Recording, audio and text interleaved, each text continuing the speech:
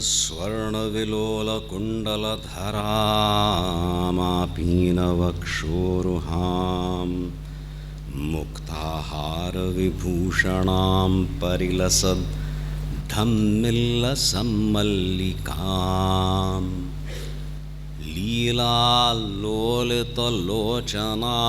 शशिमुखीम् आबद्धकाञ्चीसृजं दीव्यन्तीं भुवनेश्वरीम् अनुदिनं वन्दामहे मातरम्। आनन्दाश्रमशिष्याग्र्यं स्वानन्दाम्बुधिमज्जितम् आनन्दाश्रमिणं वन्दे परिज्ञानाश्रमं गुरुम्। ॐ श्रीगुरुभ्यो नमः। श्रीभवानी शंकराय नमः। श्रीमात्रे नमः। महादेव शंभो। बहुत अच्छा लग रहा है आप सबों से मिलकर। आप में से कई लोग शिराली चित्रापुर मठ में आ चुके हो। अब अनिल जी ने, सारस्वत जी ने जो उद्गार व्यक्त किए उससे हमें पता चला यहाँ के लोगों को भी कुछ फीडबैक मिल चुका है। उनकी जो शिराली की यात्रा थी उसके बारे में ये 30 साधक जो आए थे, बहुत अच्छा।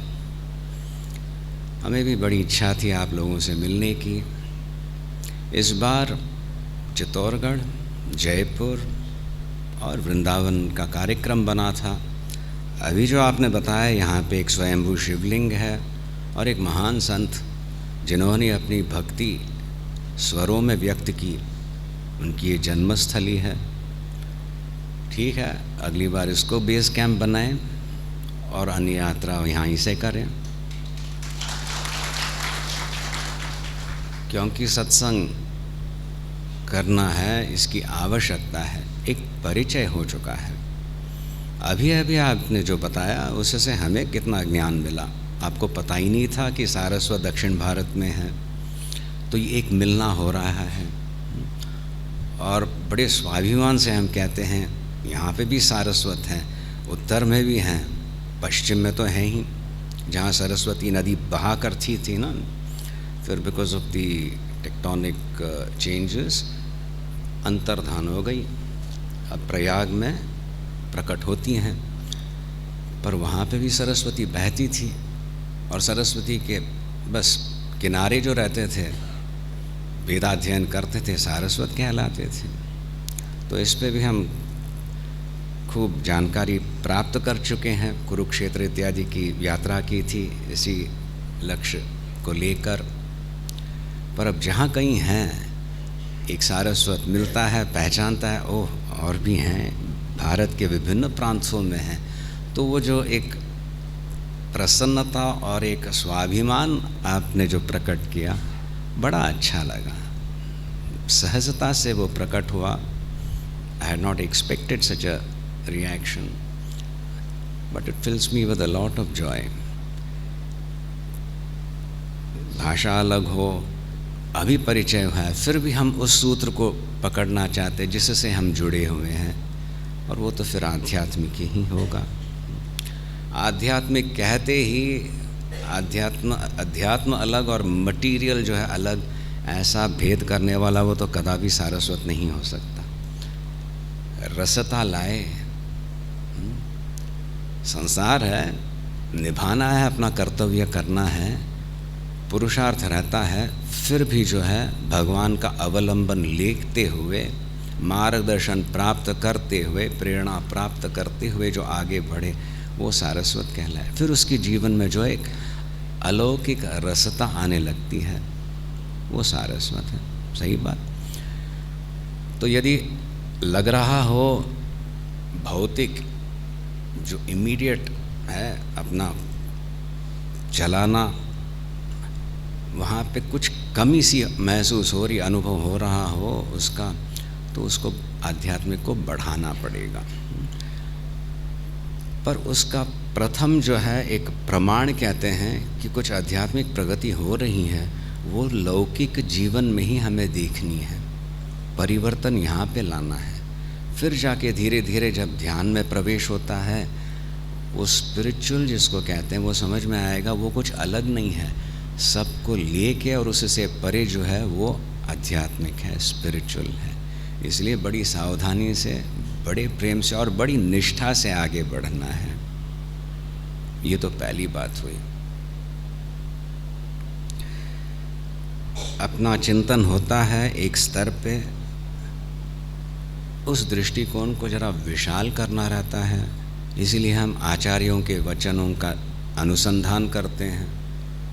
मूल तो वेद है, और वेदों में भी जो वेदांत है वो ज्ञानप्रद है, उस पे हम चिंतन करते हैं। यदि वेदांत में प्रवेश करना जरा सा मुश्किल अभी हो, क्योंकि संस्कृत का शब्द सुनते ही अरे बाप रे मुझे तो ये भाषा नहीं आती, इस प्रकार से एक भय हो, वो भी चला जाएगा। पर अन्य ग्रंथ है, ब्रह्मसूत्र है, श्रीमद् भगवत गीता है, उसका चिंतन करे तो वही तत्व मिले। और श्रीमद् भगवत गीता में शिष्य को उपदेश दिया गया है, और जो शिष्य की व्यथा है वहाँ पे शिष्य ने अर्जुन, हम तो अपने जीवन में अनुभव करते ही हैं, कर रहे हैं अच्छा काम, सब कुछ बदल गया, मेरा समझा था वो तो अलग हो गया, किस पे विश्वास करूं, क्या करूं, मोह से ग्रस्त हूं। इस प्रकार से जब भावनाएं आती हैं तो फिर क्या कर सकते हो। भगवद गीता का यदि चिंतन करें, उसी परिस्थिति में जो उपदेश दिया था हम पे भी लागू होने लगेगा, तब जाके शास्त्र चिंतन में भी एक रुचि आने लगेगी। You will be able to connect, it is relevant, the उपदेश that was given 5000 odd years ago is very pertinent मेरी परिस्थिति में भी। तो फिर वहाँ पे अध्यात्म जो है प्रवेश करने लगता है, फिर उसमें धीरे धीरे अर्थ लगने लगता है। उसका थोड़ा सा एक्सपेरिमेंट करे, कुछ नियमों को अपनाएं, एक बल बढ़ा, बस धैर्य बढ़ने लगा, तो फिर मन को जो है चस्का लग जाए, let me adopt a few more of this, let me understand a little more, it is making my regular life more meaningful. इस प्रकार से प्रोत्साहित हो के फिर साधक जो है ध्यान में प्रवेश करता है।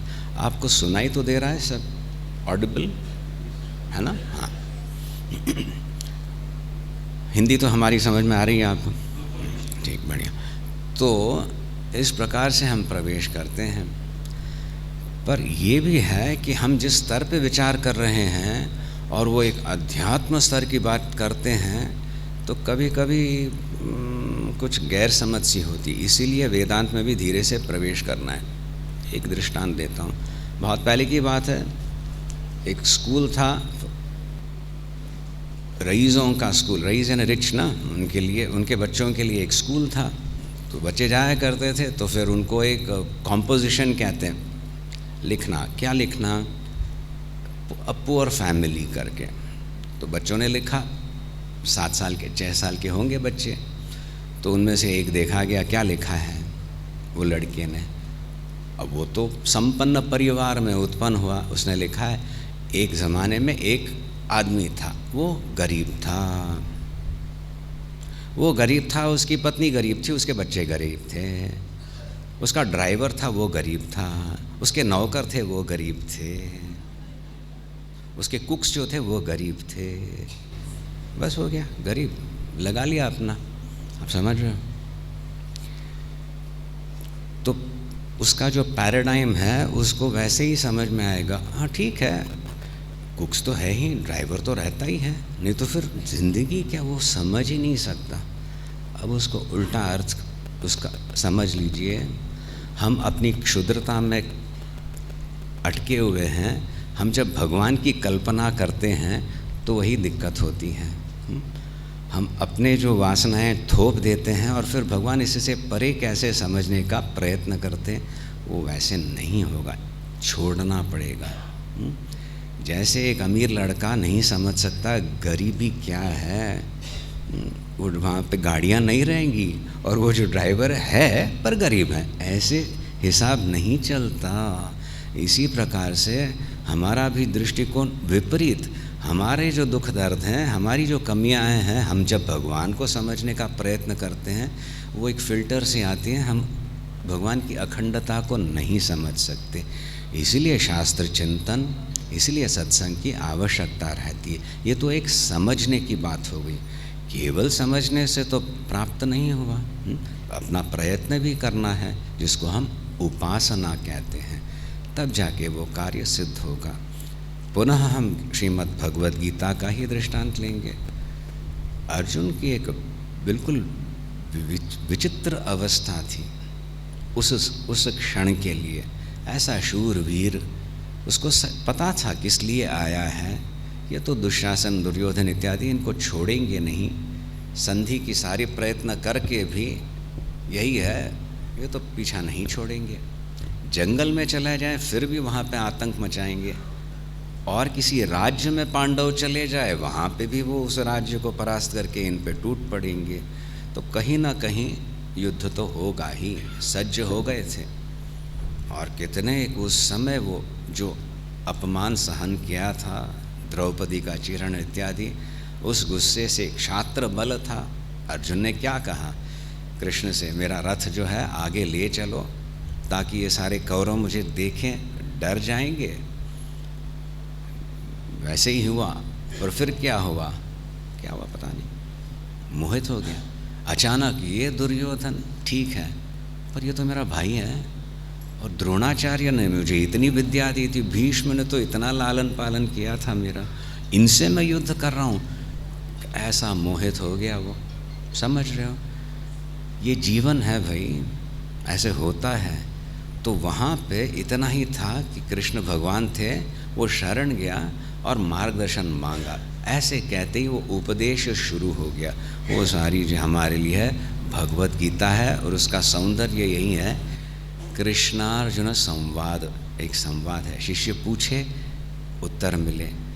तो पहले उत्तर जो हैं मिले अर्जुन को, तो अर्जुन ने बात समझ में आ गई, कहा वही मुझे चाहिए, मैं युद्ध नहीं करना चाहता, मैं ज्ञान चाहता हूँ।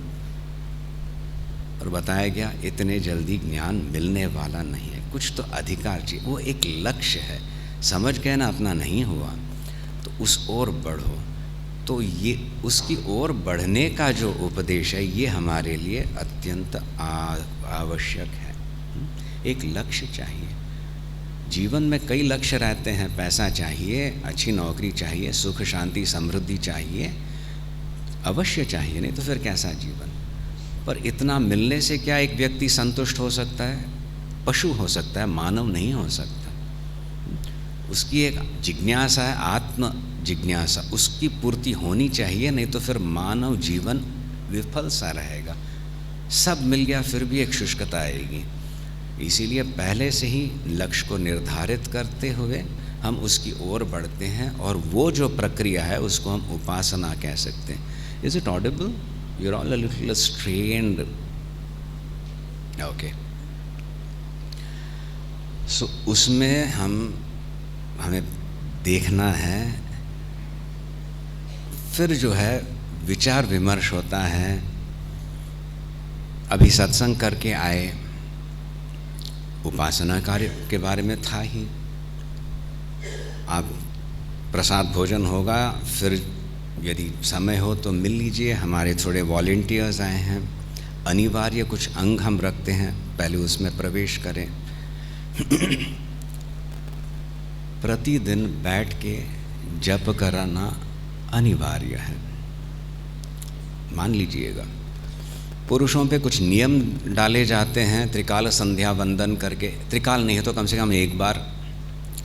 माताओं पे नहीं, क्योंकि उनकी जिम्मेदारियां ज़्यादा रहती हैं, पर बैठ सकती हैं तो अवश्य दीक्षित होकर बैठती हैं, जप करती हैं।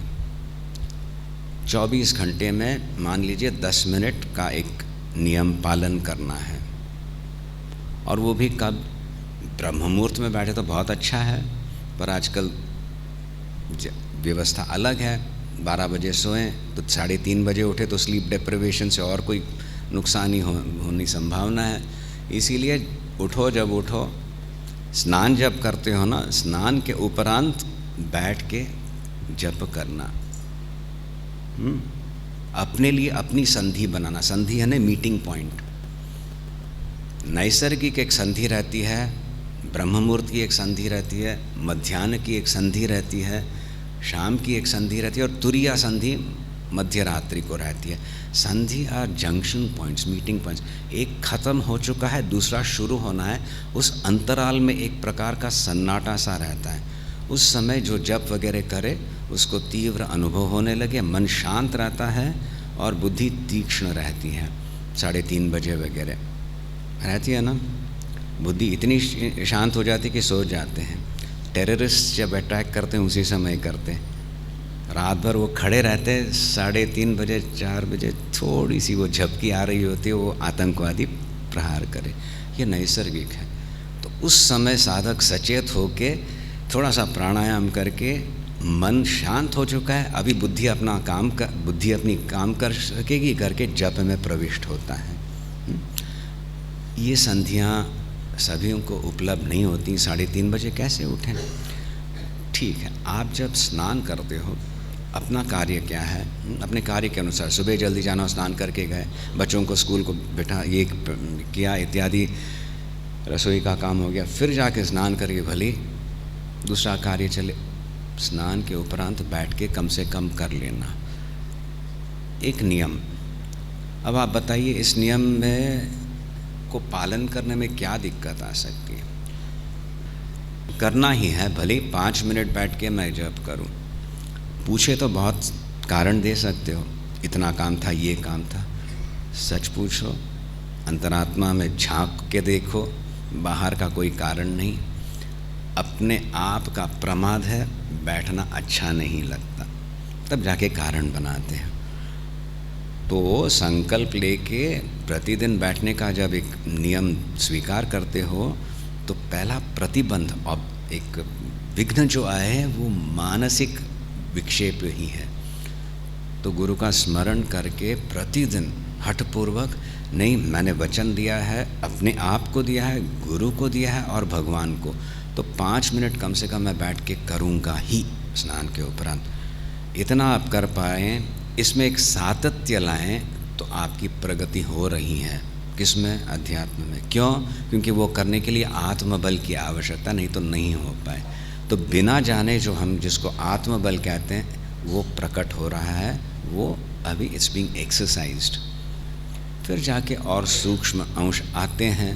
बैठे जप कर रहे हो, फिर भी शायद मन नहीं लगता, चांचल्य कहते हैं। उस समय थोड़ा सा प्राणायाम का अभ्यास करें सही तरीके से। तो प्राणायाम में श्वास प्रश्वास का नियंत्रण, श्वास प्रश्वास का थोड़ा सा नियंत्रण करते ही एक अचिंत्य, एक विलक्षण शक्ति है शरीर में, जो शरीर को सचेत बनाए। वो प्राण शक्ति समाहित होने लगती है। उसका परिणाम क्या है? मन पे, मन शांत होने लगता है। यदि वो न करे तो विक्षेप, प्राणायाम करके जब में प्रवेश करें तो उसका रस आने लगता है। मन सचेत है, शांत है, ये तो बहुत बड़ी उपलब्धि है। तो साधक है ना, और प्रेरित होता है, मैं इसका और प्रयत्न करूं। धीरे धीरे धीरे उसकी गति बढ़ने लगती है उपासना में। ये हम अंश लाते हैं, इस पे चर्चा होती है, प्रैक्टिस करते हैं। फिर जाके जिसको कहते हैं विमर्श, सुना, फिर उसका अर्थ करना है। अर्थ करे तो फिर वो हृदयंगम भी होगा, उपादेय भी सिद्ध होगा। अपने जीवन में उसका अर्थ निकलने, you will be able to use that. It is not just pure science now it is technology. जो शास्त्र में लिखा है, it will begin to work for you. इस प्रकार से होने लगता है। और एक बात बार बार आती है सब जगह, अच्छे आस्तिक लोग जब हम विमर्श करते हैं, अभी तो आप सुन रहे हो, डिस्कशन होता है, प्रश्न पूछना, उस पर चिंतन करना इत्यादि होता है, तो कई बार ये आता है, स्वामी जी पुरुषार्थ और प्रारब्ध की बात आती है, भगवान सब कुछ करे, भगवान के संकल्प के बिना एक पन्ना भी नहीं हिले, इत्यादि इत्यादि। तो फिर मेरा पुरुषार्थ कहाँ? ये एक विडंबना सी बनी रहती है। भगवत गीता में भी वही है, ज्ञान या कर्म वही है। तो आप समझ लीजिए, उस पर चिंतन करना है। आस्तिक हो, ये स्वीकारोगे, संत महापुरुषों के वचन हैं, शास्त्र में बताया गया है, ये एक ईश्वर तत्व है जिसके संकल्प, इच्छा शक्ति, क्रिया शक्ति, ज्ञान शक्ति, संकल्प से सारा चल रहा है। तो मैं भी हूँ, मैं संकल्प लेके कर रहा हूँ और मैं जो करता हूँ पुरुषार्थ, उससे कार्य हो रहा है। आस्तिक हूँ, मैं स्वीकार सकता हूँ भगवान करते हैं, पर अनुभव में वो तो नहीं आ रहा। तो पहले पूछने से भी संकोच, फिर जरा पूछे तो फिर जाके कहते हैं उस पर विचार करना चाहिए। अंततोगत्वा वो एक प्रचंड शक्ति है, सारा कार्य करा रही है, व्यक्ति को भी प्रेरित कर रही है। जब तक अज्ञान है, मैं कर रहा हूँ ऐसी भावना रहती है, उस मैं और मेरा करना इत्यादि धीरे धीरे उसमें एक परिष्कार लाना पड़ेगा। तब जाके धीरे धीरे कहते हैं भगवान का एक अनुभव होने लगेगा। और धीरे धीरे जैसे आपकी गति बढ़ेगी और प्रवेश होगा अध्यात्म में, तब स्पष्ट पता चलेगा ये एक अचिंत्य शक्ति है जो मेरे द्वारा भी कार्य करा रही है। इतना हम कह सकते हैं, ये हमारा लक्ष्य है। संत महापुरुषों के जीवन में वही हम देखते हैं। उनका आनंद कहाँ से आए, किसके लिए वो कर रहे हैं। हम करते हैं, एक कार्य सिद्ध हो, बहुत बढ़िया कार्य किया मैंने, बढ़िया, पर इतने दुखी क्यों लग रहे हो? कार्य तो मैंने किया, सफल रहा, बहुत सफल रहा, फिर क्या रहा? प्रशंसा और किसी को मिली, हाय राम। तो कितने सारे कैलकुलेशंस आते हैं हमारे इसमें, ये सारे अहंकार का खेल है। तो अंतर्मुख एक एक एक जब छूटने लगता है भगवान का चिंतन करते करते, तब जाके वो एक अलौकिक शक्ति वास्तव में मेरा रक्षण कर रही है, मार्गदर्शन कर रही है, ये अनुभव सिद्ध होता है। तब तक निष्ठा से, विश्वास से हम आगे बढ़ रहे हैं, पर इस जीवन में कुछ तो हम उसको पाएं, कुछ तो समझें। इसीलिए थोड़े से टेक्निक्स कहते हैं, साधना रहती है, उसको करनी रहती है, तब जाके वो खिलने लगी जीवन में, समझे। विवाद नहीं तो फिर बना रहेगा। Intellectually if you try to understand what is पुरुषार्थ एंड भगवान का संकल्प कैसे, वो मिले कैसे, भले ही भगवान ने बता दिया भाई तेरे लिए मैंने इस प्रकार का एक नक्शा किया है, तेरी जीवन यात्रा ऐसे रहेगी, फिर क्या करोगे? कुछ नहीं होने वाला। वो स्फुरित हो रहा है, मार्गदर्शन हो रहा है, ऐसे अनुभव में आने लगेगा जब आप तन्मय होने लगोगे। और जो मैंने कहा, you will be able to sense, एक ईश्वरीय संकल्प है जो मेरा रक्षण कर रहा है, मेरा मार्गदर्शन कर रहा है प्रत्येक व्यक्ति के लिए। तब तक हम पुरुषार्थ करते हैं, पर किस प्रकार से करते हैं? भगवान के बन के करते हैं, पुकारते करते हैं, मेरे में बल लाना, मेरे में जो राग द्वेष है वो कम कर देना, आगे बढ़ने मुझे बताना, मार्गदर्शन करना। इस प्रकार से प्रार्थना करते जब हम उपासना करते हैं, संतुष्ट होके मार्गदर्शन होने लगता है।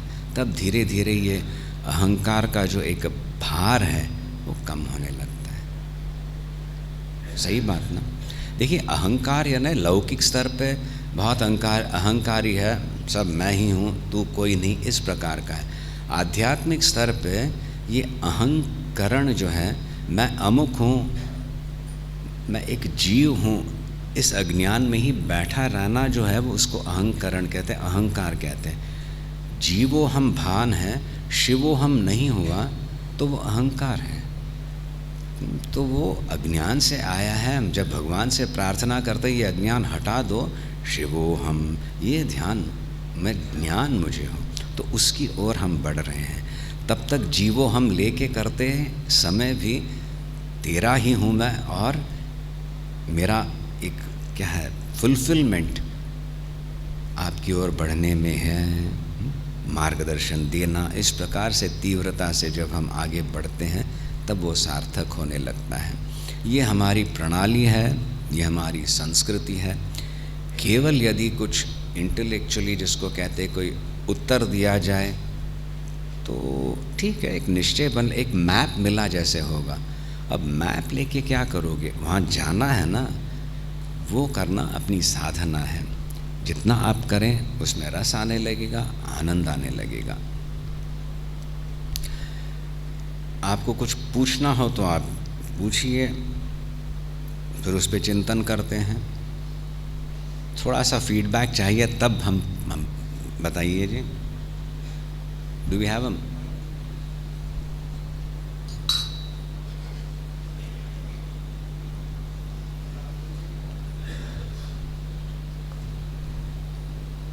हेलो, प्रणाम गुरु जी।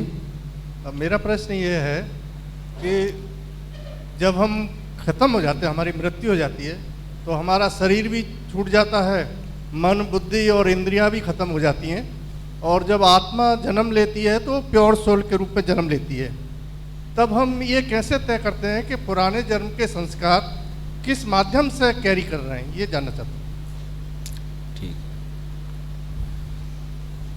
शरीर जो है पंच भौतिक शरीर है, वो पृथ्वी तेज वायु आकाश में लीन हो जाता है, पर जो आगे बढ़ता है, जो रहता है, वो आत्मा नहीं, वो जीवात्मा है।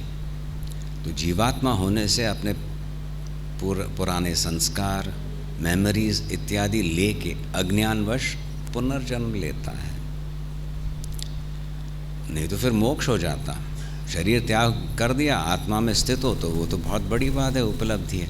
ऐसे मोक्ष नहीं मिलता। पुनरपि जननम पुनरपि मरणम। इस प्रकार से जैसे सत्संग करते हैं, धीरे धीरे कुछ संस्कार जागृत होते हैं, भगवान के विषय में चिंतन होने लगता है, तब जाके वो अज्ञान जब नाश होता है, शिवो हम भाव होता है, तब चाहे शरीर हो न हो, बस अपने आप में आत्म सौंदर्य में रहते हो।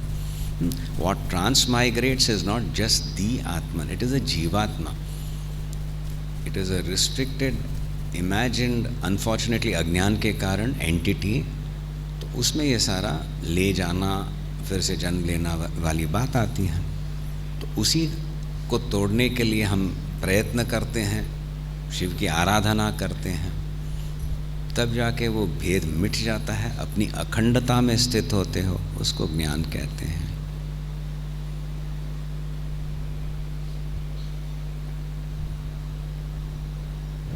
महाराज जी, आपके श्री चरणों में प्रणाम करता हूँ और भगवान भोलेनाथ को नमन करके मैं आपको साष्टांग दंडवत करता हूँ। जय लंकेश, जय भोलेनाथ। महाराज जी, आज पहली बार आपके दर्शन का लाभ मिला है। गिरीश जी के माध्यम से, सारस्वत समाज के अन्य लोगों के माध्यम से आपके बारे में सुना था, और जैसा सुना था उससे बहुत ज़्यादा अच्छा देखने को मिला, और जो आपके प्रवचन सुन रहे हैं वह और हमें ज़्यादा अभिभूत कर रहे हैं, और हमारी आस्था आपके श्री चरणों में बढ़ रही है। महाराज जी, हम यहाँ मथुरा में रहते हैं। समय माफ़ी चाहते हुए थोड़ा सा लूँगा, क्योंकि यहाँ का जो माहौल है वो भक्ति में माहौल है आपके आगमन से। उस माहौल में हम लोगों का कैसे उद्धार हो सके, उस विषय पे कुछ छोटा सा बस आपका मार्गदर्शन चाहेंगे। ये सुना, अर्थ सुनाई नहीं दे रहा। भक्ति का माहौल है, उसके बाद आप क्या बोले, वो स्पष्ट नहीं था। भक्ति का जो माहौल है, हाँ। उस माहौल में हम लोगों का कैसे आप उद्धार कर सकें, मार्गदर्शन करके, उस पर हम आपके कुछ विचार चाहेंगे।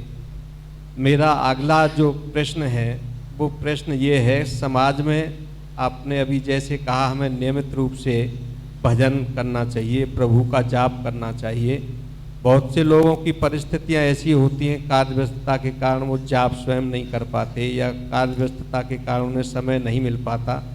क्या वो किसी साधक के माध्यम से ओम नमः शिवाय जाप, भगवान श्री कृष्ण का जाप, प्रभु राम जी का जाप कराते हैं, अनुष्ठान कराते हैं, उसका लाभ साधक को प्राप्त होगा या उसके परिवार को प्राप्त होगा, या उनका कहीं उससे उद्धार हो सकता है? महाराज जी, देखिए, संस्कृति की बात कहते हैं, हम समाज की बात कह रहे हैं। तो समाज में जो व्यक्ति हैं, वो व्यक्ति अपनी साधना ठीक से करें तो समाज का भी उद्धार होने लगता है। हम बार बार यही दृष्टांत देते हैं। हुबली में महाशिवरात्रि आयोजित की जाती है, हम वहाँ पे जाते हैं, कई सालों से करते आए हैं। तो खूब लोग आते थे, जैसे आप बैठे हो, कुछ लोग शिवलिंग वगैरह रख के पूजा करते हैं। 4 याम की पूजा होती है रात को, आपको तो पता ही है। 10 बजे से 12, 12 से 3, ऐसे करके 4 याम की पूजा। उसमें फिर जागृत रह के पूजा करना, या तो फिर हम जो मंत्र बोलते हैं उसको दोहराना, इस प्रकार से पूजा में सब इन्वॉल्व होते हैं। अब देखिए, एक पूजा, प्रथम याम की पूजा हो गई, उसमें कुछ अंतराल रहता है, तो मैं तो जप करता था, तो भजन चलते हैं। फिर दूसरी याम की पूजा होती है, वो हो गई, फिर एक अंतराल, उसमें वहाँ पे भजन। तो इस प्रकार के 3 बार तो कम से कम भजन सेशंस रहते हैं पूजा के उपरांत।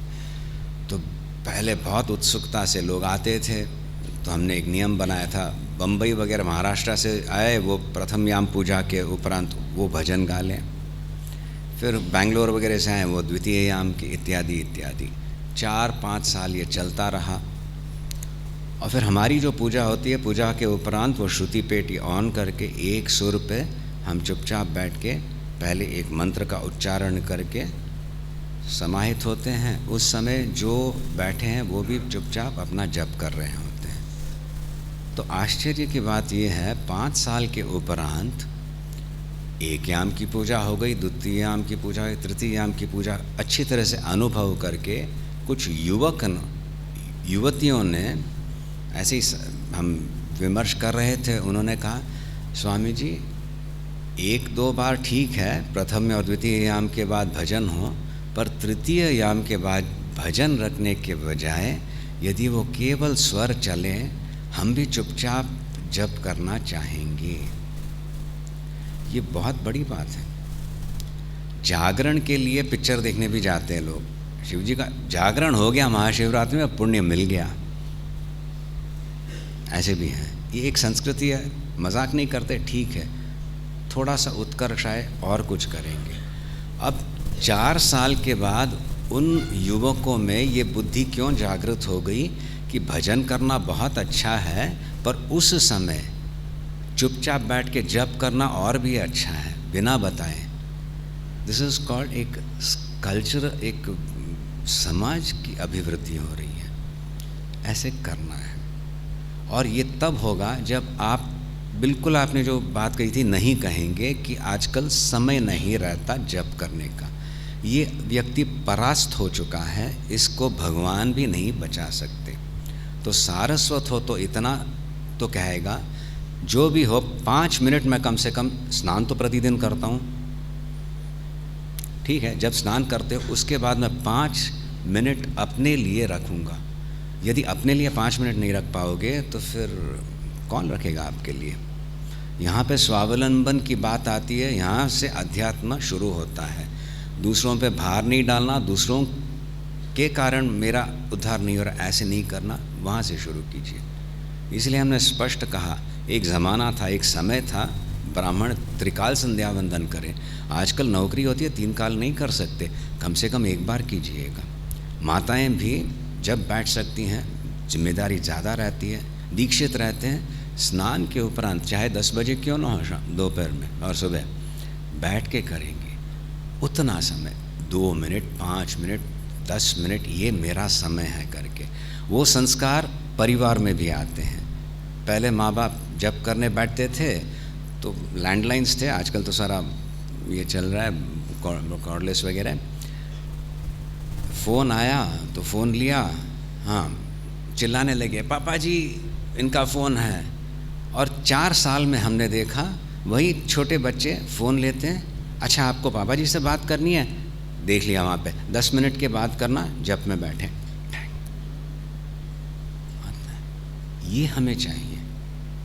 आप समझ रहे हो, ज़्यादा बोलने की आवश्यकता नहीं, भयभीत नहीं होना, आप अपना काम कीजिए, धीरे धीरे धीरे संस्कार आएंगे, तब जाके यहाँ हमारा आना भी सार्थक होगा। समझ रहे हो आप, यहाँ की एक खूबी है, सारस्वत कहलाते हो, अच्छा लगता है, आप वहाँ पे आओगे अच्छा लगता है। तो परस्पर प्रोत्साहित करते आगे बढ़ना है। इस प्रकार से हम जब करें तो आत्मबल बढ़ाने की बात है, धीरे धीरे धीरे बढ़ेगा।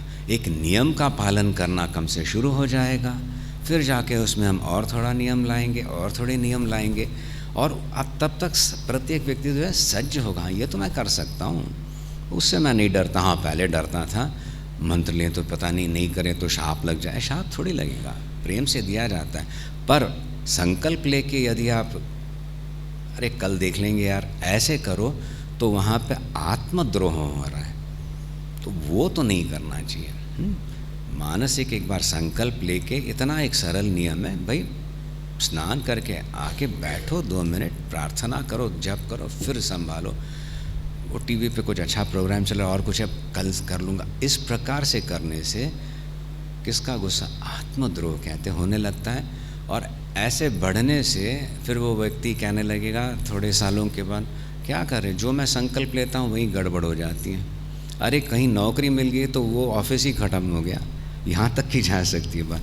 शुरू हुआ है आत्मद्रोह से। सो उस आत्मद्रोह को बंद करने के लिए हम जिम्मेदारी लेके छोटा सा एक नियम का पालन करते हैं, तब जाके धैर्य आने लगता है, तब मन भी समाहित होता है, जप करते समय बुद्धि भी तीक्ष्ण होने लगती है। फिर जो अलग अलग प्रक्रियाएं, मंत्र में भी शक्ति रहती है, वहाँ पे मंत्र लिए हो, बीजाक्षरों से जो असर होगा वो गुरु का अनुग्रह, भगवान का अनुग्रह आपके जीवन में खिलने लगेगा।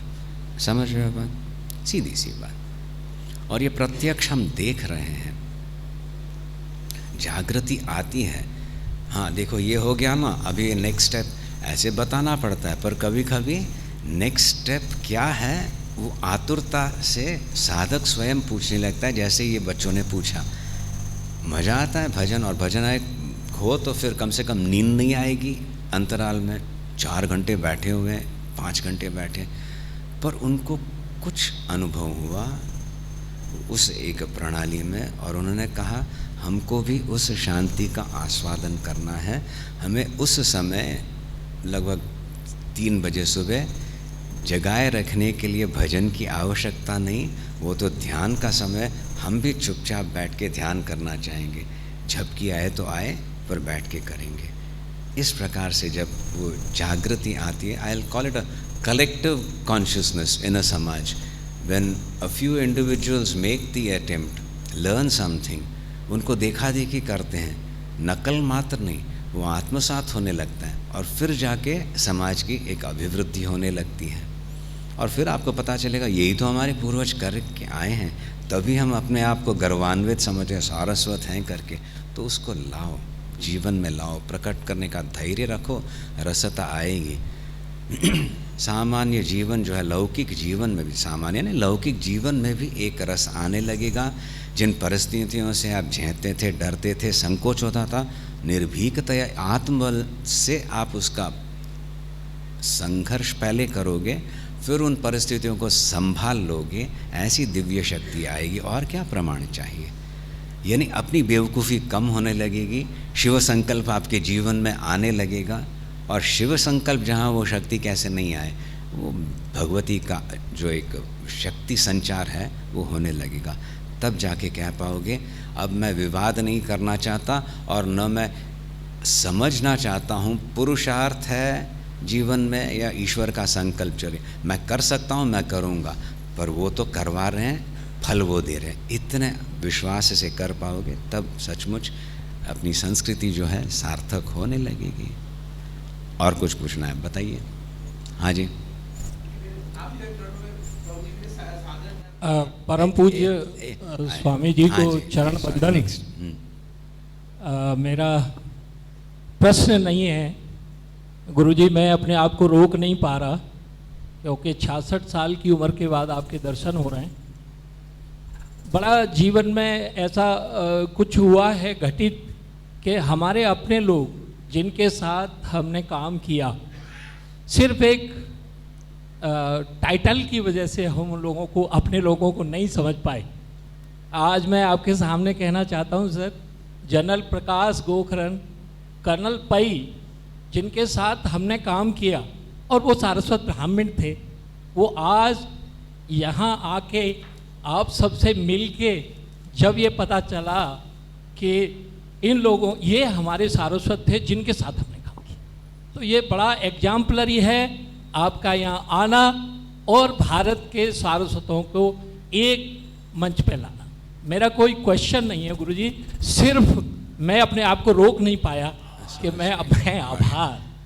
आप उनके साथ यात्रा में गए थे क्या? नहीं, या मैंने जो उनके कर्नल- साथ काम किया है। बहुत अच्छा। In सेना what में capacity? सेना में मैंने उनके साथ काम किया है। किस में, आर्मी में? जी जी सर, जी सर। उसके बाद सर हमारे आईएएस यहाँ पे सारस्वत, उनका भी टाइटल गोखरन ही है। और ये नितिन हरिद्वार गोखरन में जी। पता चला सर कि वो हमारे पीडब्ल्यू मिनिस्टर थे अपने उत्तर प्रदेश में सर। तो बस जी जी जी आईएएस ऑफिसर जी। नितिन गोकर्ण जी। जी जी हाँ जी जी। बस इतना ही कहना था गुरुजी, बहुत क्वेश्चन सुंदर। कुछ नहीं है। ये भी प्रणाम अच्छा गुरुजी। है। मेरा नाम रिटायर्ड कैप्टन आरपी पचौरी है sir, RP Pachauri. Very nice. आप पूछना। हाँ, ये प्रणाम गुरुजी। प्रणाम गुरुजी, आपके चरणों में वंदन करते हुए एक छोटा सा प्रश्न पूछना चाहते हैं कि क्या हम ये गृहस्थ जीवन के साथ साथ वर्क भी करते हैं, तो क्या हम अर्जुन की तरह ईश्वर का दर्शन भी कर सकते हैं? इसमें कोई अविश्वास नहीं रखना चाहिए। सबका अधिकार है, मानव शरीर मिला है, अधिकार है। गृहस्थ जीवन करते हुए यही तो हम कह रहे हैं ना, कुछ अंश को लाओ, तब वहाँ पे गृहस्थ जीवन में भी वो आत्मबल ही प्रकट होने लगेगा। तब आपका विश्वास, आत्मविश्वास जो है बढ़ेगा। और शास्त्र में जो बताया है उत्तरोत्तर श्रेणियाँ हैं, ये भी मैं पा सकती हूँ, ऐसा विश्वास आएगा। क्या उसके लिए कोई विशेष विधि है गुरुजी? विधियाँ तो हैं, जैसे बताया ना पहले, 24 hours keep 10 minutes for yourself, इस प्रकार से शुरू कीजिए, है ना। फिर जाके मन का जो है उसको सहन करना, तो वहाँ पे प्रैक्टिस करते हैं। प्रतिदिन एक जैसा नहीं रहता, आराम से चल रहा है, अचानक कुछ हो गया, चिंता हो गई, बनी रहती है। उस परिस्थिति में भी वो नियम नहीं भंग करें, स्नान के बाद बैठे, तब जाके आत्मबल और दृढ़ होने लगता है और उस परिस्थिति से आप ऊपर उठ पाओगे। और क्योंकि आप अच्छी तरह से उपासना कर रहे हो, भगवान की आराधना कर रहे हो, प्रारब्धवश जो दुख है वो भी न्यूनतम होने लगेगा। सो स्टार्ट स्मॉल, एक रेगुलर जो करते हो उसको लेके शुरू करें, तब जाके भजन का, स्तोत्रों का, अच्छे करेक्ट स्तोत्रों का पाठ वगैरह we can include. Start very nicely, on regularity लाने का प्रयत्न कीजिए। और ये कभी ऐसे नहीं सोचना वो कुछ लोगों के लिए है जो भगवान के दर्शन कर पाए इत्यादि, मैं क्यों उन कुछ लोगों में नहीं हूँ। करना है, इस प्रकार से विश्वास रख के करना रहता है। आप बोलिए। गुरुजी, आपके चरणों में मेरा बारंबार नमस्कार। मेरा प्रश्न यही है कि लोग कहते हैं शिव और शंकर में अंतर है या सब एक ही हैं? जिसको भगवान राम भजते थे, राम भजन की पूजा करते थे, वो शंकर हैं, शिव हैं, इन दोनों में अंतर है या एक ही है? इस बारे में मैं आपसे। ये तो नाम है, जैसे शिव जी की आराधना करते हैं, अष्टोत्तर शतनामावली से अर्चना होती है, सहस्र नामों से अर्चना होती है, वो एक ही तत्व है, चाहे वो शिव कहें, शंकर कहें। ओम शिवाय नमः, ओम महेश्वराय नमः, ओम शंभवे नमः, ओम पिनाकिने नमः, ओम शशिशेखराय नमः, ओम वामदेवा। इस प्रकार से 108 नामों से तो प्रतिदिन अर्चना करते हैं। तो वो अलग अलग नाम उन्हीं के हैं, या तो उनके निर्गुण सगुण रूप को लेकर, या तो रूप को लेकर वो नाम है। पिनाकिन, जो हाथ में पिनाक धारण किए हुए हैं, त्रिशूलधारी है, उनको जो नीलकंठ है उनको मैं बिल्वपत्री चढ़ा रहा हूँ। इस प्रकार से कई नाम है, सहस्र नाम है। उसमें शिव है, शिवम मंगलम, जो मंगल है, आत्म तत्व है, मंगलता से मंगलतम जो है वो शिव है। निर्गुण निराकार हो सकता है। वही शंकरोति इति शंकर, वो मंगल कर भी सकता है, मंगलता प्रदान भी कर सकता है, वही शंकर है। इस प्रकार से सहस्रनाम से अर्चना होती है, ताकि हम एक नाम में शिव जी का परिचय लेने का प्रयत्न न करें। और भी सौंदर्य और भी सामर्थ्य है शिव जी का करके, विभिन्न नामों से जब उनकी आराधना होती है तो उनके सारे एस्पेक्ट्स जो है अखंडता खुलने लगती है। नहीं तो फिर उनको हम एक देवता बना के रखेंगे। शिव जी हैं, हमारा एक मंदिर है, उसमें शिव जी बस वहीं पे हैं, वो तो अखंड हैं। हमने उनको पुकारा है अनुग्रह करने के लिए, वहाँ पे आए ताकि हम हमारी पूजा वो स्वीकार कर पाए। पर उस अखंडता को नीलकंठ कहते ही क्या। सारे विश्व में जो एक भूकंप सा हो रहा था उस समय, देव असुर कोई सहन नहीं कर पाया क्योंकि वो हलाल बाहर निकला, उन्होंने ग्रहण किया। ऐसा सामर्थ्य जिनका है वो मेरे शिव जी हैं। तो साधक जब साधना करता है वैसे ही ध्यान करता है, क्योंकि मंथन हो रहा है, मन में मंथन हो रहा है। बैठ के कर रहे हो, 2 मिनट ही हुए और करना है, और 1 मिनट है, अब पता नहीं आपको क्रिकेट है ना, वो सेंचुरी मार के चला गया, हाय मेरे जप में वहाँ पे। पर मैं करूँगा, बाद में वो देखूँगा। तो उस समय जो एक आक्रोश सा होता है, या तो फिर जब में बैठे हो कुछ घटना हुई होगी, बहुत दुख है या तो चिंता है, फिर भी आप चुपचाप बैठ के सही तरीके से प्राणायाम करते हुए जप कर रहे हो और कहते हो भगवान मैंने ये 10 मिनट बैठ के किया, बहुत अच्छी तरह से नहीं हुआ, पर तेरा हो के तेरा बन के मैंने किया। तो ये जो जहर है ना, ये विष है ना, जो विक्षेप है, वो ग्रहण कर लेते हैं। और एक बार आपको सहन करना पड़ेगा, तीसरे बार वो हटा देंगे वो, और वो इतना धैर्य बढ़ जाएगा, उसको मैं बाद में संभाल लूँगा। इस प्रकार से धैर्य बना रहेगा, आप जब कर पाओगे। समझ रहे हो? सो नीलकंठ कहते ही केवल एक कैलेंडर की फ़ोटो में नहीं, वो मेरे में ही है। मेरे मंथन में कुछ अच्छा कार्य करना हो तो मंथन तो करना ही पड़े ना, काम तो करना ही पड़े। तो उसमें से संघर्ष होता है, वो एक प्रकार से विष सा रहता है, तो विष वो हटा देते हैं, उनको हम अर्पण कर सकते हैं। भगवान तू ही संभाल ले, तू ही संभाल पाए। आप बताइए। महाराज श्री के माता जी 1 मिनट ये बोल लें, फिर आप बोलिएगा, पूछ लें। हाँ जी। महाराज श्री के श्री चरणों में मेरा साष्टांग दंडवत प्रणाम। महाराज जी, यद्यपि वो तो आपके प्रवचन से जो सवाल थे उनके धीमे धीमे सारे अपने आप जवाब आ गए, फिर भी एक मेरा ये सवाल है, क्या सवाल क्या है, मैं आपके द्वारा ये सत्संग चाहता हूँ जीवन में, कि जो नाम जप के और ध्यान के द्वारा जब हम ईश्वर की लीलाओं में प्रवेश करने की स्थिति में पहुँचते हैं, या उस ध्यान में ईश्वर के नज़दीक पहुँचने की ऐसी लगती है कि हम ईश्वर के नज़दीक पहुँच रहे हैं, तभी दुनिया के विषय विकार और सारी उल्टी सीधी बातें आसपास से घेरने लगती हैं। जैसे तुलसीदास जी ने भी कहा है कि ये सब देवताओं की प्रेरणा से होता है। तो मैं महाराज जी से ये निवेदन कर रहा हूँ कि कैसे इस जो बीच की जो स्टेज है, ईश्वर के और हमारे बीच में जो स्टेज आ रही है, इसे कैसे पार करके हम ईश्वर के पास तक पहुँचें। सही बात है। ये तो अर्जुन जैसे एक उच्च कोटि के धनुर्धारी का भी प्रश्न था। चंचलम ही मनः, क्या करें इसको कैसे। और तुरंत भगवान श्री कृष्ण ने कहा ये बिल्कुल सही है, ये चंचल है, प्रमाथी है, बलवद है, संभालना बहुत मुश्किल, पर फिर भी हो सकता है प्रयत्न से और वैराग्य से। प्रयत्न करना जो बताया करना ही है, प्रतिदिन बैठना। और वहाँ पे एक और भी भयंकर शब्द का वैराग्य। आप वैराग्य क्या सुनते ही डर जाओगे, अरे बाप रे गृहस्थी चलानी है, वैराग्य कहाँ करके। पर विगत राग यस्माद, उस पर चिंतन कीजिए, वैराग्य की आवश्यकता है?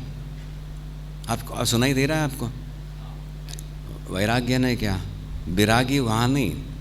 हम यही सरलतम दृष्टांत हमेशा यही देते हैं। माँ है, अपना बच्चा, वो 2 महीने का निर्भर है माँ पे, बस मेरा बच्चा, बस 2 साल का हुआ, अंकुश रखना है, माँ रखेगी। 15 साल का हुआ, 18 साल का हुआ, और यदि माँ कहे तू मेरा बच्चा है, मैं जैसे कहूँ वैसे ही करना है, शायद कुछ गड़बड़ होने लगे। तो जैसे बच्चा बड़ा हो रहा है, उसको अपना स्वातंत्र्य देने सीखना माँ के लिए वैराग्य का एक लक्षण है। अपना ही है, पर वो अभी अपनी बुद्धि का प्रयोग करेगा, नहीं तो वो पप्पू बना रहेगा। सही बात। क्या करें, कहीं तो छोड़ना है। वो कैसे, वो कोई किताब में आए, शास्त्र बताए नहीं, वो हृदय से आएगा। और हृदय लालची है तो वो बच्चा बस मेरी बात ही को माने ताकि मुझे वो आनंद आए, पर वो उसका सर्वनाश हो गया।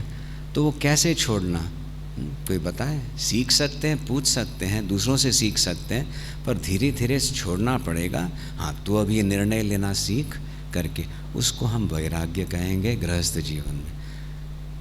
इस प्रकार से जब हम सीखने के लिए आतुर होते हैं तो फिर मन में भी संतुलन आने लगता है।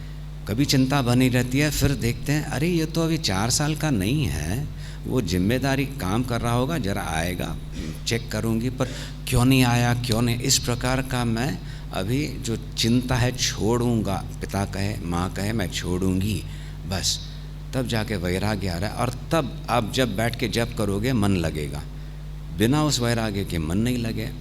और वैराग्य का प्रयत्न करें और बैठे नहीं तो पता ही नहीं चले प्रगति हो रही है नहीं। इसलिए दोनों चाहिए, बैठना, जप करना, फिर जाके उसमें जैसे परिष्कार लाना है हम बताएंगे। शायद आप बाद में प्राणायाम वगैरह क्या है, उसका क्या असर होता है, उस पर सोच सकते हैं। भजन से भी एक जोश आए, आवश्यकता है, मिल के करना है। और हमेशा कहते हैं अंतर्मुख होना शिव तत्व की प्राप्ति, बहिर्मुख नहीं पर बाहर वो शक्ति का प्रकटन। इसलिए समाज सेवा हो, संगठन हो, अच्छा कार्य करने में भी थोड़ा हम समय देते, तब जाके समृद्धि आती है।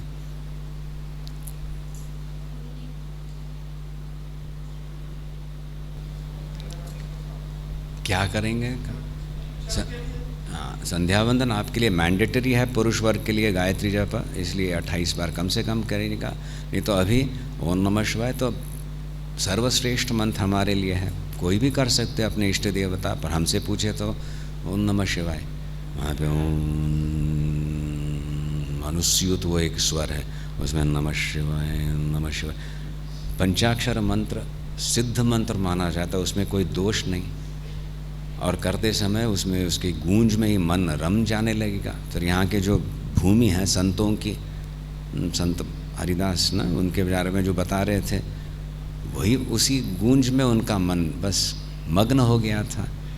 तो हम अपनी दृष्टि से करते हैं, उसको समझो, पहचानो, लाओ हम। हाँ जी, गुरु जी के चरणों में कोटि कोटि नमन। मैं आगरा से आई हूँ, डॉक्टर बीना सारस्वत।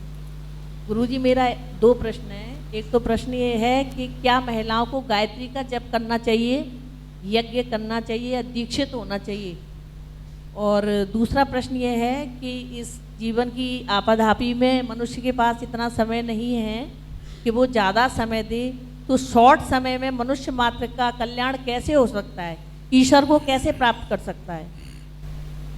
तो द्वितीय जो प्रश्न है उसके लिए हम यही कहते हैं, वही बात,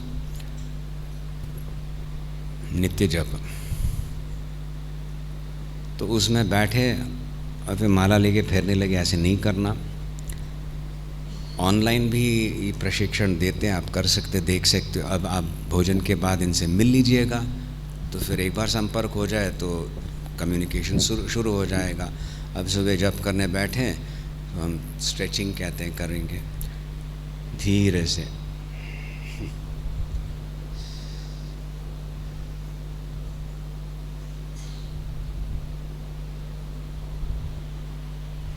और आप तो डॉक्टर हो, मेडिकल डिग्री डॉक्टर, हाँ,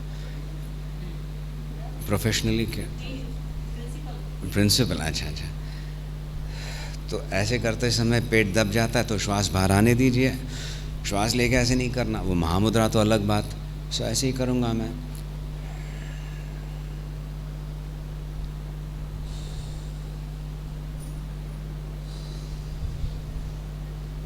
बिल्कुल धीरे धीरे धीरे, 1 2 और सामने, इस प्रकार से। फिर और एक स्ट्रेचिंग कहते हैं, इस प्रकार से पकड़ के धीरे से करना, जैसे वस्त्र को पानी में भिगोया और फिर निचोड़ा, उस प्रकार से कुछ हो रहा है। ऐसे पकड़ लिया घुटने पे और फिर खींच रहा हूँ। बिल्कुल सीधा है पर रिलैक्स्ड है। रिलैक्स्ड यानी कैसे? यदि हाथ छोड़ा ना तो शरीर ऐसे आ जाता है। यदि कस के बैठूं, पकड़ूं, छोड़ूं तो वहीं पे है। एक बार पकड़ लिया धीरे से, तो इस प्रकार से भी करने से ये करना ही है, मान लीजिए। शोल्डर्स लूजनिंग, नेक, ये कुछ थोड़े एक्सरसाइजेज हैं, बैठ के करने हैं पहले। तो ऐसे स्वीकार करके यदि आप करो, एक बार अभ्यास हो गया तो आंखें बंद करके करोगे, उस समय सब ध्यान कहाँ जाएगा? शरीर पे। यहाँ पे टेंस था, रिलैक्स हो गया। इस प्रकार से एक सुख का अनुभव जो होगा बहुत अच्छा है, उसको भी हम ध्यान में प्रवेश कहते हैं। उसके बाद उससे सूक्ष्म जो प्राणायाम है थोड़ा सा करेंगे और समाहित होगा। यदि आप प्लान करके बैठे हो 15 मिनट हैं फिर जाना है, तो 10 मिनट तक आपको बेचैनी नहीं होगी, हो गया समय नहीं, चुप, मैं जानती हूँ, मैं ये करके ही बस। इस प्रकार से धीरे धीरे धीरे आत्मा है वो अपने आप को पहचाने, ये अच्छा है करके स्वीकार के इसमें प्रोत्साहन देने लगेगी, फिर जाके मंत्र जप में प्रवेश होता है। अब आपने जो माता महिलाओं ने करना वगैरह, ये तो कई बार आया है, अब एटलीस्ट इस चित्रापुर सारस्वत समाज में ये प्रश्न नहीं उठता, क्योंकि मंत्र जप करना है, अध्यात्म में प्रवेश सबों को का अधिकार है। गायत्री जप का इतना बड़ा हवा बन गया है, मैं क्या करूं?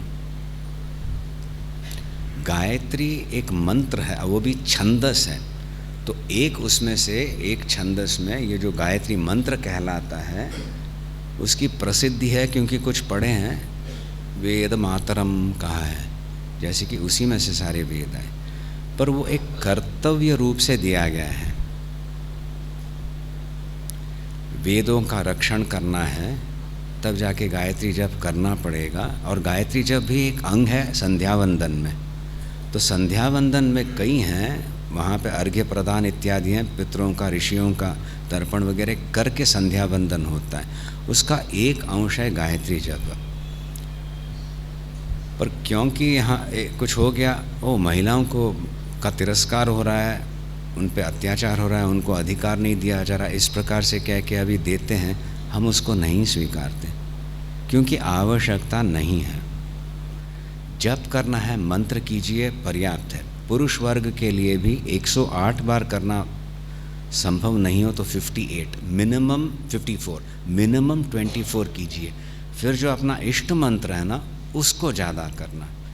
और गायत्री जप बैठ के करना रहता है, बस उतना ही, दिन भर नहीं करना है, दिन भर अपना इष्ट मंत्र करना है, इसको आप समझ लीजिए।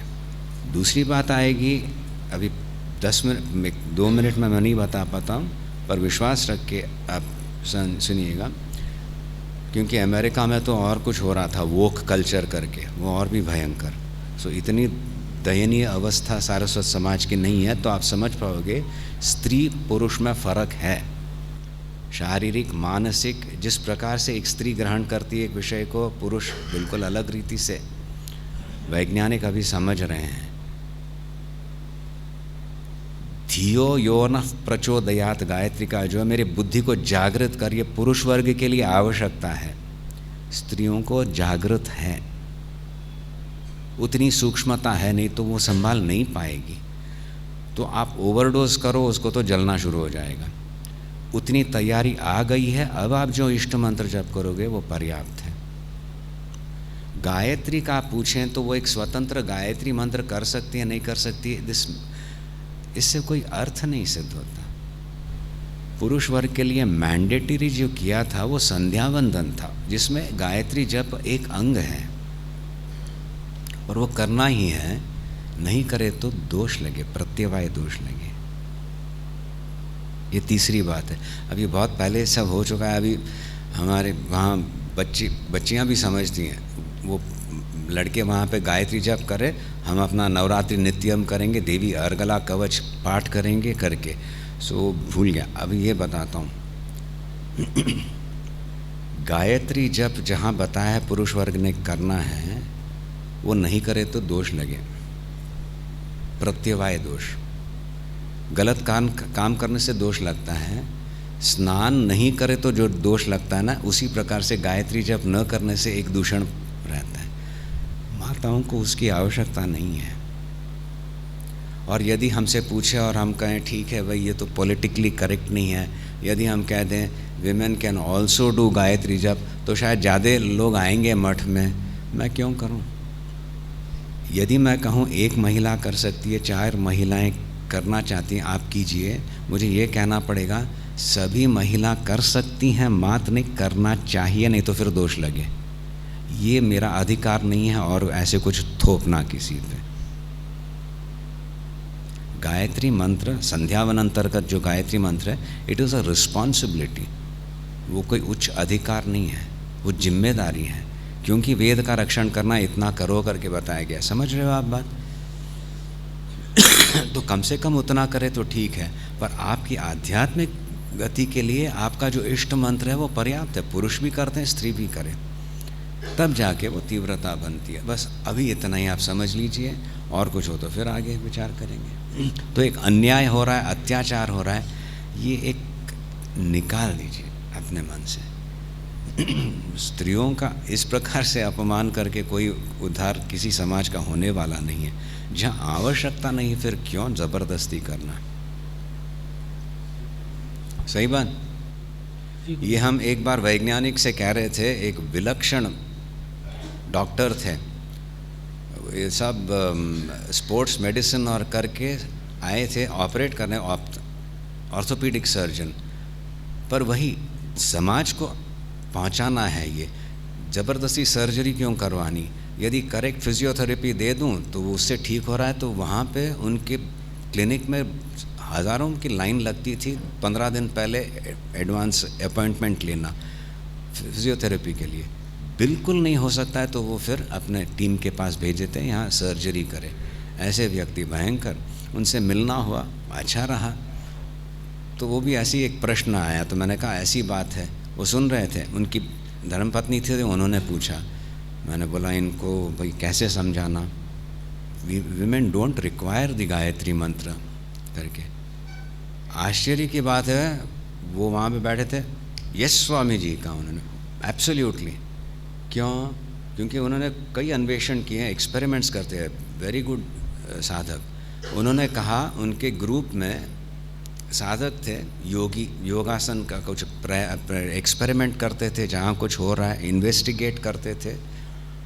तो एक व्यक्ति ने एक प्राणायाम की प्रक्रिया समझ ली, सीख के आया, तो उनके ग्रुप में वो कर रहे थे, तो उनमें एक महिला भी थी, उसने कहा मैं भी करूँगी। तो ये डॉक्टर बता रहे हैं 15 दिन में वो प्राणायाम जरा उग्र था, करने से all our systems went haywire. और वो डॉक्टर हैं, सब इन्वेस्टिगेट किया, फिर वही मुझे कह रहे हैं स्वामी जी अब कोई बुरा भोजन की व्यवस्था हो गई है ना हमारे लिए? हाँ ठीक है, तो फिर बोल लेते हैं, आश्वासन लेके आगे जो बोलना है। वो स्वयं कह रहे हैं मैन, पुरुष है ना, वो भैंसा जैसा है, लठ की आवश्यकता है। स्त्री इज लाइक अ हॉर्स, एक संकेत से वो समझ, शरीर।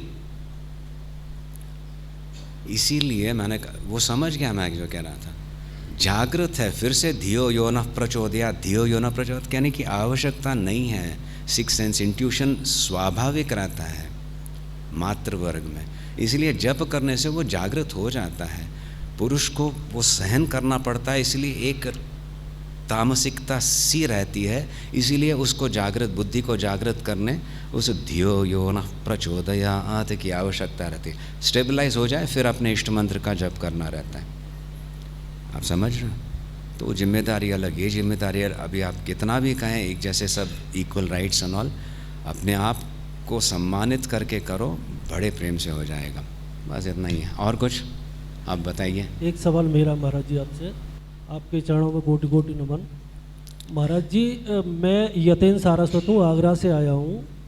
मेरी एक दुविधा है, सवाल नहीं दुविधा है मेरी, कि मैं भोले बाबा को मानता हूँ इष्ट, और मेरी पत्नी श्री कृष्ण भगवान को मानती है। करीब 4 साल से हम लगातार हवन करते हैं, घर पे रोज़ाना हवन होता है हमारे यहाँ करीब 4 साल से। तो वो अपनी पूजा को समर्पित करती है कृष्ण भगवान जी को, मैं भोले बाबा के लिए करता हूँ। अब मुझे, जैसे हम कभी परिक्रमा लगाने जाते हैं गोवर्धन की या वृंदावन की, तो मेरी दुविधा ये रहती है कि वो तो राधा कृष्ण का जाप करती चलती हैं साथ साथ, और मैं ओम नमः शिवाय का जाप करता हूँ उसमें, तो मैं अपनी जगह पर सही होता हूँ या नहीं, ये समझ में नहीं आता मेरी में। कुछ यहाँ पे ये तो बड़ी बड़ी समस्या है। देखो, भगवान श्री कृष्ण को कौन सा भोग लगे है, शिव जी को भी बढ़िया भोग लगाइए और परस्पर मिल के खाइए ना। वो शिव जी को भगवान श्री कृष्ण से कोई भिड़ंत नहीं है, तो उनको लेके क्यों भिड़ंत? अपनी अल्प बुद्धि से भगवान को लिमिट करके एक रूप दे के फिर उनमें भिड़ंत करना, ये तो बेवकूफ़ी की पराकाष्ठा है। तो ये सारस्वत समाज में नहीं आना चाहिए। इसलिए हमारे जो दैनंदिन जो एक शंकर नारायण गीत करके हमारे आचार्य ने वो शुरू कर दिया, कहीं ऐसे बेवकूफ़ी ना, शंकरा नारायणा शिव शंकरा नारायण, फिर वो गरुड़ध्वज है, वो वृषभध्वज है करके दोनों की स्तुति साथ में होती है। अपनी प्रकृति के अनुसार कोई देवी की उपासना करे, कोई विष्णु में आकृष्ट हो जाए, कोई शिव जी में आकृष्ट हो जाए, पर वास्तविक आप जिसको छू रहे वो ये नाम रूप के परे हैं। क्योंकि मैं भी इस नाम रूप से बद्ध नहीं होना चाहता। आप अभी एक शरीर मैं अमुक हूँ समझ रहे हो, मैं बता रहा हूँ आप इससे परे हो। तो मैं चाहता हूँ कि ये प्रत्येक साधक जल्दी समझे जीव कहाँ, तो ये शरीर में हूँ, मैं शरीर में हूँ, ये मेरा शरीर हो सकता है, पर ये शाश्वत मेरा शरीर नहीं है, मैं इसके परे हूँ। ये समझने के लिए हम भगवान को भी एक नाम रूप देते हैं, क्योंकि अखंड जो तत्व है उससे हम व्यवहार नहीं कर सकते। भले ही समझे कहें, तब जाके करते समय उसमें जो रसता है बहुत अच्छा, फिर उनमें भिड़ंत नहीं, हम भिड़ंत नहीं करना चाहेंगे। सो ऐसी कोई कुपरंपरा है तो उनको वहीं पे छोड़ दीजिए। शिवजी और कृष्ण में इतनी मैत्री है, पार्वती तो कृष्ण की बहन मानते विष्णु की, इसलिए शिव पत्नी के रूप में जब ईश्वर ने पाणी ग्रहण किया तो कन्यादान होता है। किसने किया? विष्णु भगवान आए थे, अपनी बहन का वो कन्यादान कर रहे हैं। ये हमारी संस्कृति है, ये लुप्त हो गई, फिर ये सारा शुरू होता है। ऐसे करने से अपना जो है पुष्ट हो जाता है मत, पर समाज जो है विभाजित हो जाता है। तो फिर आप ही सोचिए, समाज को विभाजित करने थोड़ी आए हैं भगवान। तो इतना आप समझ लीजिए, फिर धैर्य से, पता नहीं क्या होता है घर में, पर नैवेद्य बढ़िया बढ़िया बना के एक परस्पर खिला लो, वो भी बहुत अच्छा है। कुछ तो आए रसता, भगवान को ला के नहीं रसता या घोटाले ने कुछ आवश्यकता नहीं है। कुछ एक दृष्टिकोण में परिवर्तन लाना है, बढ़िया से बढ़िया आप कीजिए। होय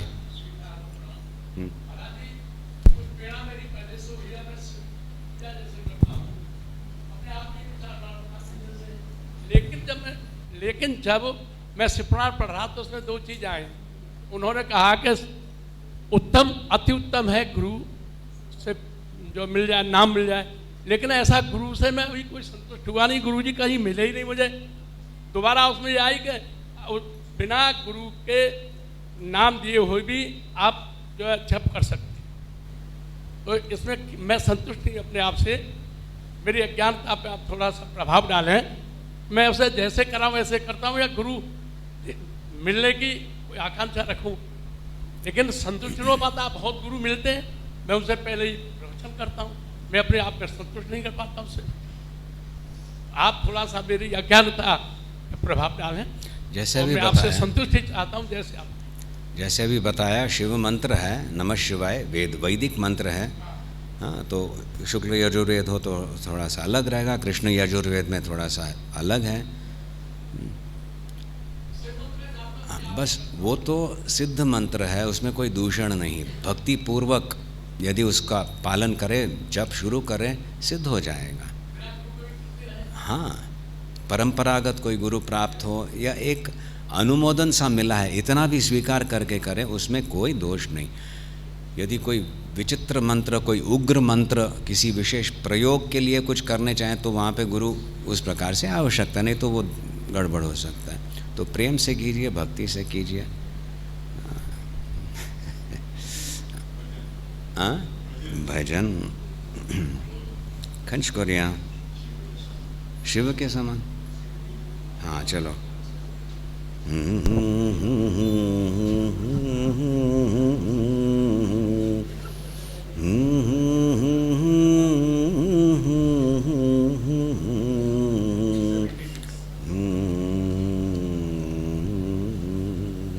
थैंक यू।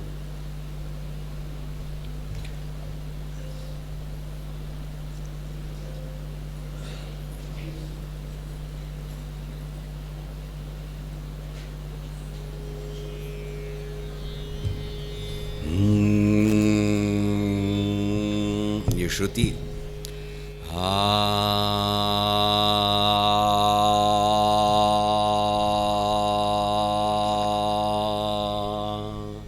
ये इस प्रकार से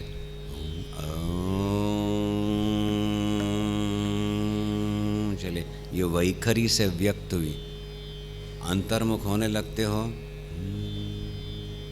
अनाहत में चले जाते हो। जब वहाँ ले जाएगा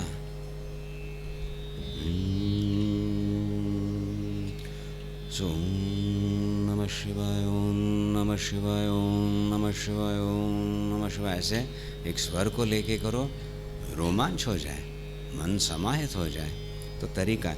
अभी इस श्रुति को लेके तानपुरे के कुछ और 2 स्वरों को भी जोड़ के एक भजन करेंगे।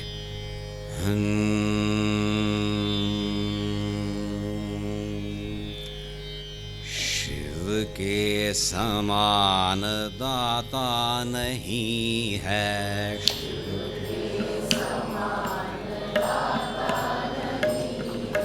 शिव के समान दाता नहीं है,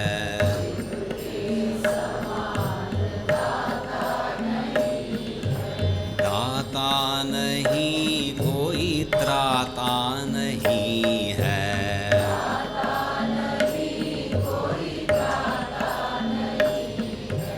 दाता नहीं कोई त्राता नहीं है,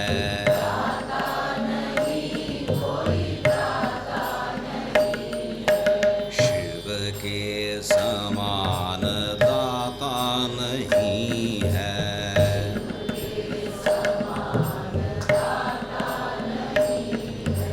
उमा के समान माता नहीं है,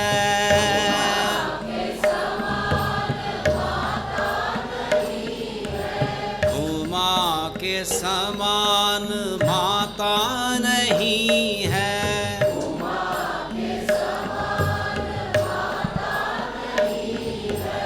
माता नहीं कोई नाता नहीं है,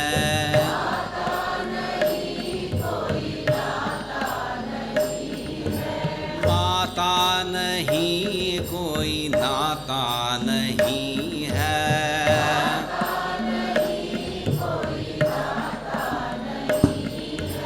शिव के समान दाता नहीं है,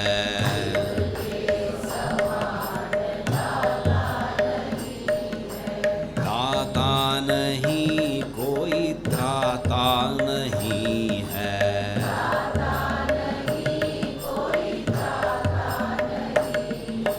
प्रभु जन से कोई धन यश पाता,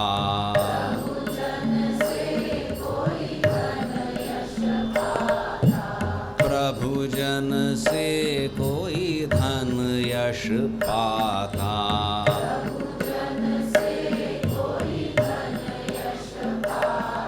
स्वर्ग भोग कोई देव भी देता,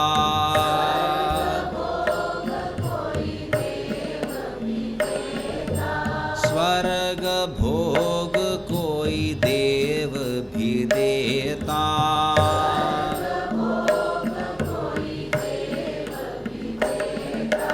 पर महादेव के सिवा न कोई,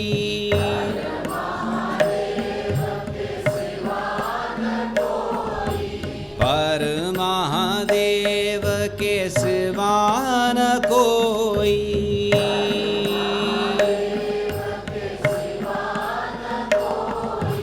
जन्म मरण बंधन से छुड़ाता,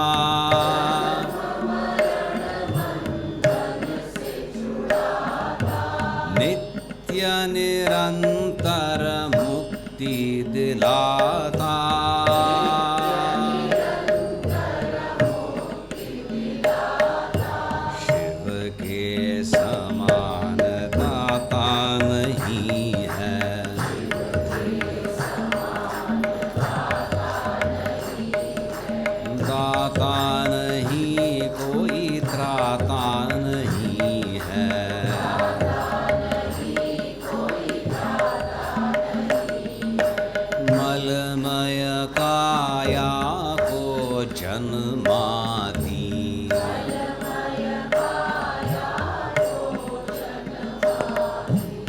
मलमय काया को जन्माती,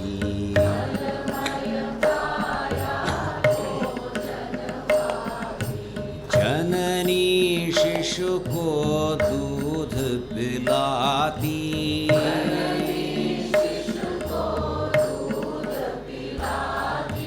जननी शिशु को दूध पिलाती,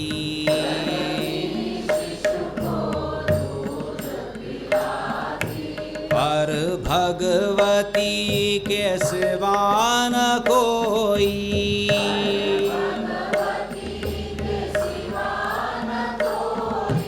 पर भगवती के सिवा न कोई,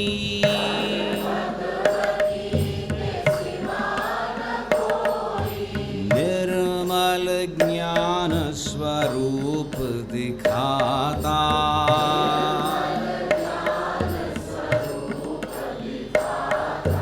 निर्मल ज्ञान स्वरूप दिखाता,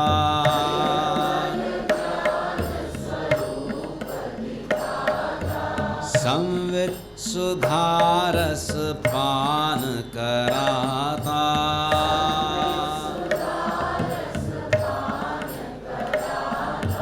संवित सुधारस पान कराता,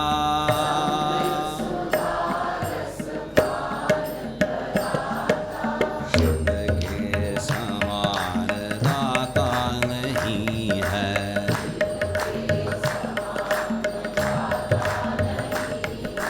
दाता नहीं कोई त्राता नहीं है,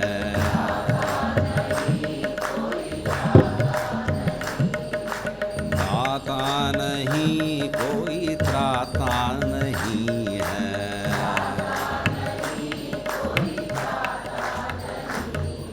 शिव के समान दाता नहीं है।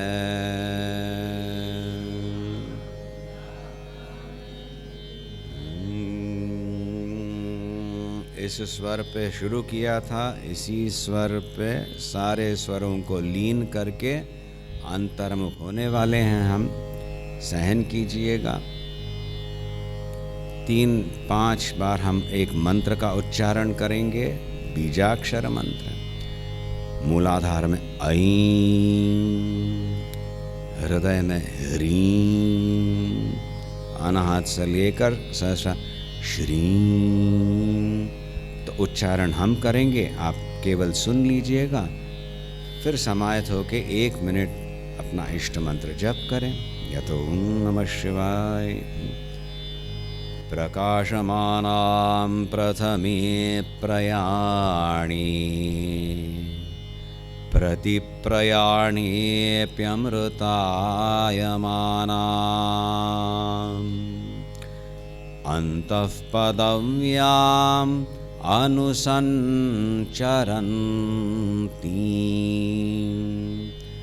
आनन्दरूपाम्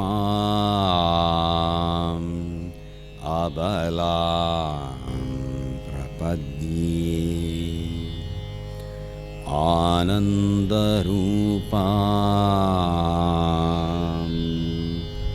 अबलां प्रपद्ये।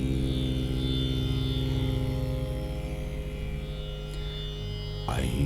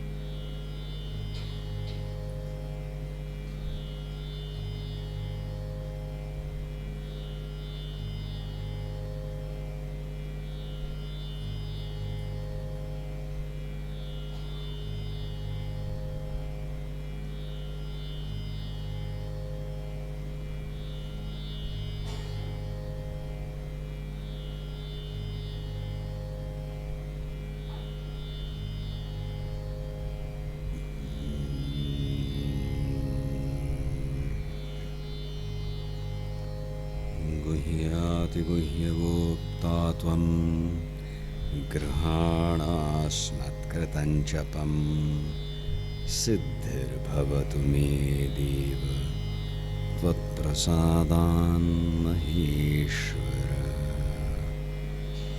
भवानी शंकर मम शरणं, भवानी शंकर मम शरणं, भवानी शंकर मम शरणं। महादेव महादेव। इतना आपसे हम कह सकते हैं। सारस्वत समाज और यहाँ पे जो भी हैं सारस्वती हैं, सरस्वती का ये एक स्थान है। जन्मना आप अपने आप को सारस्वत समझो या विद्या अर्जन करने में उत्सुकता है इसलिए अपने आप को आप सारस्वत कहलाओ, सरस्वती के पुत्र ही हैं। यदि आप अपने आप को ये एक पांच भौतिक शरीर मात्र समझते हो और कुछ एक बुद्धि है, कुछ एक इमोशंस हैं, बस इतने आप अपने प्रति एक भीषण अपराध कर रहे हो। वो दिव्यता फिर इसमें कहाँ आई है, उसको पहचाना हमारा कर्तव्य। और उसमें एक अनिवार्य अंग है मंत्र जप। तो उसको बढ़ाइए, उसको शुरू कीजिए। विकलांग हो गया है समाज यदि मंत्र करना है या नहीं अभी पूछे तो। ये आपका कर्तव्य था और इसी से वो एक वर्चस्व आया था, उसको वापस लाना है। आपकी जो वैखरी है, जो वाणी है, चाहे आप लिखते हो, बोलते हो, सोचते हो, उसके आधार में जो है एक परावाणी कहते हैं, वहाँ पहुँचना हो तो मंत्र के बिना असाध्य। मंत्र से इष्ट देवता का प्रसाद मिले, गुरु का रक्षण मिले, प्रेरणा मिले, अपने कल्पना से भी अधिक जो तत्व है उसको भी ग्रहण करने की शक्ति, मंत्र शक्ति जब जागृत होगी तब झंकृत होने लगेगी शरीर में, तब साध्य है। इसीलिए एक संकल्प कीजिए, मेरा अधिकार है, मैं कर सकती हूँ, मैं कर सकता हूँ, करना ही है। And start intelligently. एकदम 1 घंटे का नहीं संकल्प लें, 5-5 मिनट 10 मिनट करके और थोड़ा सा वो जो पूर्व पीठिका है, प्राणायाम इत्यादि करके बैठने का शुरू कीजिए। इतनी एक तेजस्विता आने लगेगी तब जाके और क्या है उसको भी बढ़ा सकते। जैसे सप्तशती में देवी कवच वगैरह हैं, 3 श्लोकों को लेकर अनुष्ठान होता है, इतनी शक्ति आती है, रक्षण दे सकते हो। फिर अनावश्यक जो है विचित्र विचित्र पूजा करवाने की भी आवश्यकता नहीं। एक माँ अपने बच्चे के लिए रक्षण के लिए वो कवच पाठ करके तीर्थ दे दे, हो जाए काम। ये अनुभव सिद्ध है, हम जो बता रहे हैं व्यावहारिक स्तर पे है। ये तो हम सिद्ध करें, फिर जाके जो दर्शन होने वगैरह बाद में उसको संभाल लेंगे। पर आपके जीवन में वो ओजस्विता आनी है, इन थोड़े से नियमों को पालन करो, सत्संग करते रहें, मिलते रहेंगे, उत्कर्ष क्यों नहीं आए। अभी भी समृद्ध समाज है, पर वो अंतर्मुखता यानी कोई आंखें बंद करके बैठना नहीं है कुछ क्षणों के लिए, पर फिर जाके आंखें खोल के जो हम व्यवहार करने लगते हैं वो शिव स्पर्श होके आते हैं, ओजस्वी कार्य कर सकते हैं। और उसकी आवश्यकता है, नहीं तो दबोच दिए जाएंगे ना। करना है काम केवल राजसिकता से नहीं, शिव संकल्प से प्रेरित होके भगवती के आंचल में अनुग्रह से करना है। तेजस्वी कार्य प्रेम से करें, मिलते रहिएगा। शिराली भी आए हैं हमारे प्रेमास्पद, गिरीश सारस्वत जी ले आए, खूब धमकी दे रहे थे, वास्तविक 30 लोगों को ले आए शिराली, अच्छा रहा। उनका तो फीडबैक नहीं मिला, पर पहचाना हमने कुछ लोगों को। यहाँ पे वहाँ पे समुद्र है। शिराली आप मठ में रुके तो वहाँ पे जो नज़दीक मंदिर है वहाँ पे भी हम ले चलेंगे, हमारे वॉलंटियर्स, सत्संग भी होगा। हाँ जी, आप लोग आए थे ना, बढ़िया। Very nice. हरिद्वार वो सम्मेलन में आए थे आप भी आए थे, सही बात। हाँ, कष्ट तो ज़्यादा नहीं हुआ, थोड़ा सा हुआ रहेगा, पर वो तो होना ही है, तपस्या है। पर अच्छा लगा आए थे। इस प्रकार से प्लान करके आइएगा, ताकि कोई उत्सव चल रहा हो, शिविर चल रहा हो, उस समय आए तो और लाभ मिले, नहीं तो दिनचर्या वहाँ की रहती है और फिर सत्संग भी होगा। और यहाँ पे भी समृद्ध एक क्षेत्र है आध्यात्मिक दृष्टि से। उत्तर भारत की यात्रा करते समय हम भी यहाँ पे आ सकते हैं। इस प्रकार से मिलते रहें, अपने आप को पहचानना, अपनी क्या धरोहर कहते हैं ना, हेरिटेज, और प्रयोग में लाना, जीवन समृद्ध हो। बच्चे भी सीखते हैं, आप सीखो तो आप प्रयत्न कीजिए, बच्चे सीख जाएंगे। बच्चे समझते हैं, बच्चे से कहते झूठ नहीं बोलना, पर बच्चा देख रहा है माँ बाप झूठ बोलते, पर यदि वो समझे ये प्रयत्न करने सत्य बोलने का, तो वो सत्य बोलना सीखेगा, कपट नहीं कर रहे। तो इस प्रकार से आप थोड़ा भी कीजिए, बच्चों को वो संस्कार आ जाएंगे। आपकी अगली पीढ़ी दूसरे स्तर से शुरू होती है, इस प्रकार से होता है। तो संपूर्ण समाज में वो एक कलेक्टिव कॉन्शियसनेस कहते हैं, I use a term like that, वो बढ़ने लगता है। छोटे छोटे उत्सवों से, छोटे से नियमों ला के, जैसे वो महाशिवरात्रि का उल्लेख किया, आनंद तो आता है और भजन करने से नींद नहीं आती है, पर हम भी उसको चखना चाहते हैं शांत बैठ के करके। ये कहाँ से प्रेरणा आई ना, आपकी आत्मा की पुकार है। तो उसको अच्छी तरह से कीजिए, सोच समझ के कीजिए, संयम लाइए, और कभी अपने आप में अविश्वास नहीं करना। 2-3 प्रकार के प्रश्न हैं कि हम कर सकते हैं, मेरे से होगा, होना ही है। और भगवान को लेके कभी भिड़ंत नहीं करनी है। एक तत्व है और नाम रूप के परे। अनुग्रह करते हैं, जैसे एक माँ बच्चे को जो उसके पेट के लिए हित है वो देगी, दूसरे को और कुछ ज़्यादा पौष्टिक देगी इत्यादि, वैसे भगवान नाना रूप में हमें प्राप्त हो रहे हैं, उसमें लेकिन क्यों भिड़ंत? सही बात ना, समझिए, ये सत्य है, हमारी परंपरा है। भगवान आदि शंकराचार्य जी ने यही बताने के लिए इतना 3 बार परिक्रमण किया इस भारतवर्ष का। उतना तो हम सीख लें और अपनी आराधना करते बड़े प्रेम से, पर ओजस्विता से करें। ओम नंदन्तु साधका सर्वे विनश्यन्तु विदूषकाः अवस्था शाम्भवी मेस्तु प्रसन्नोस्तु गुरुः सदा। सर्वे भवन्तु सुखिनः सर्वे सन्तु निरामयाः सर्वे भद्राणि पश्यन्तु माँ कश्चित् दुःखमाप्नुयात्। ओम शांति शांति शांति। बहुत अच्छा लगा आप सबों से मिलके। कई लोगों से पहली बार मिलना हो रहा है, पर परिचित से ही लग रहे हैं, तो कुछ तो है आप में झलक रही है सरस्वती की एकाएक अनुग्रह।